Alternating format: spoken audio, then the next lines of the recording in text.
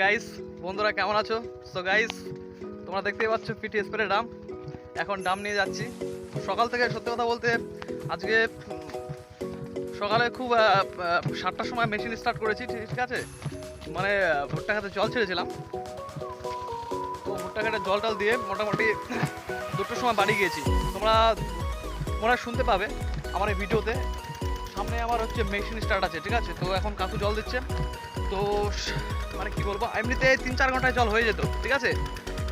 তো আজকে মোটামুটি জল লাগলো 6 ঘন্টা, মানে 6 ঘন্টা 15 মিনিট, ঠিক আছে। পড়ছে একটু রোদ না, এপ্রিল মাস, বুঝতে পারছো। তো এখন আবার চলে আসছি স্প্রে দিতে, ঠিক আছে। দাম তোমরা দেখতে পাচ্ছ, ভিউজ দেখো তোমরা গাইস, ঠিক আছে। এখানে জল দিচ্ছে টমেটো ক্ষেত, ঠিক আছে। আর ওই সাইডটা মালচিং করা হয়েছে টমেটোর। তো এখন যাচ্ছি স্প্রে করতে। কল্লাতে স্প্রে করবো, ঘেরাতে স্প্রে করবো। তো গাইস তোমরা সঙ্গে থেকো, ঠিক আছে। তোমাদের সঙ্গে দুর্দান্ত মুহূর্ত শেয়ার করছি। তো গাইস বাই বাই। তো গাইস হাই। তো এখন স্প্রে করবো, ঠিক আছে।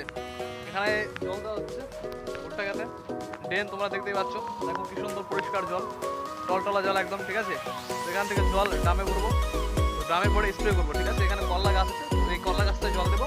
এরপরে হচ্ছে এই যে আছে ঘেরা গাছটা আছে, এখানটায় জল দেবো, ঠিক আছে। তো এখানে দেখো জল দেওয়া আছে, ঠিক আছে। এখানে সকালে আসছিলাম, সকালে এসে আমাদের দেশি যে ফিল্ড, দেশি যে সবজির মাঠ, ঠিক আছে, সেগুলো একদম আমাদের খুললাম দেখাচ্ছি গাইস।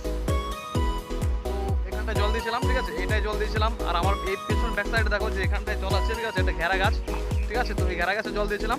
এরপর আর হচ্ছে ওইখানটায় দেখা যাচ্ছে কল্লার শেষ প্রান্তে যে ভুট্টার যে খেতে রয়েছে, সেখানটাও জল দিয়েছিলাম, ঠিক আছে। তো এখন হচ্ছে মধ্যে কথা বলতে এই যে কল্লা গাছটা আছে, এই কল্লা গাছ এবং হচ্ছে আমার পিছে যে রয়েছে ঘেরা গাছ, ঠিক আছে, এই দুটোতে আমি স্প্রে করব, ঠিক আছে।